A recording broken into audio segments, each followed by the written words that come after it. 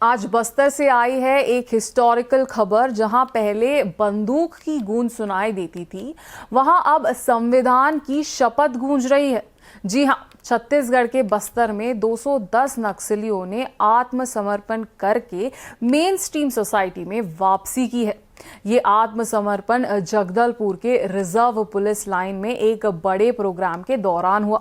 इस मौके पर चीफ मिनिस्टर विष्णुदेव साय, उनके कैबिनेट सहयोगी और स्टेट पुलिस के साथ पैरामिलिट्री के सीनियर ऑफिसर्स भी मौजूद थे।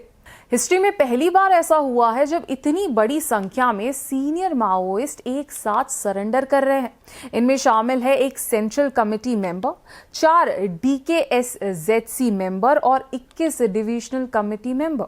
कुछ बड़े नाम हैं: रूपेश उर्फ सतीश, भास्कर उर्फ राजमन मंडावी, रनीता, राजू सलाम, धनु वेटी उर्फ संतू और RCM रतन आलम।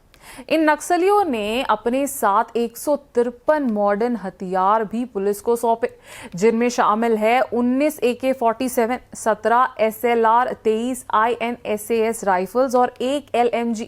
प्रोग्राम के दौरान सभी सरेंडर्ड नक्सलियों को भारतीय संविधान की एक कॉपी दी गई। उन्होंने कॉन्स्टिट्यूशन में अपनी आस्था जताते हुए डेमोक्रेटिक तरीके से एक सम्मानजनक जीवन जीने का संकल्प लिया। चीफ मिनिस्टर विष्णुदेव साय ने कहा, राज्य की सेंसिटिव और अट्रैक्टिव रिहैबिलिटेशन पॉलिसी ने इन नक्सलियों को समाज की मेन स्ट्रीम से जोड़ने में बहुत बड़ी भूमिका निभाई है। उन्होंने अधिकारियों को निर्देश दिया कि सभी सरेंडर्ड लोगों को पुनर्वास योजना के तहत पूरी सहायता दी जाए।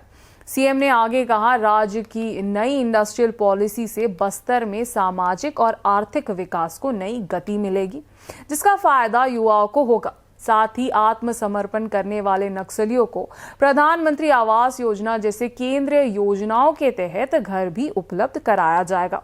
प्रोग्राम में मौजूद आदिवासी समुदाय के वरिष्ठ सदस्यों ने भी इन नक्सलियों का स्वागत किया और उनके सोसाइटी में वापस आने का फैसले को सराहना किया। बस्तर अब हिंसा नहीं बल्कि विकास और विश्वास की नई कहानी लिख रहा है और अगर इसी तरह शांति की राह मजबूत होती रही तो सरकार का मार्च 2026 तक बस्तर को नक्सल मुक्त बनाने का लक्ष्य जल्दी हकीकत बन सकता है। बस्तर की इस नई सुबह पर आपका क्या कहना है? क्या ये छत्तीसगढ़ में परमानेंट पीस की शुरुआत है? हमें कमेंट्स में जरूर बताएं। मैं हूं वर्षा वेणुगोपाल और आप देख रहे थे KTV भारत, जहां खबर सिर्फ सुनाई नहीं जाती, समझाई भी जाती है।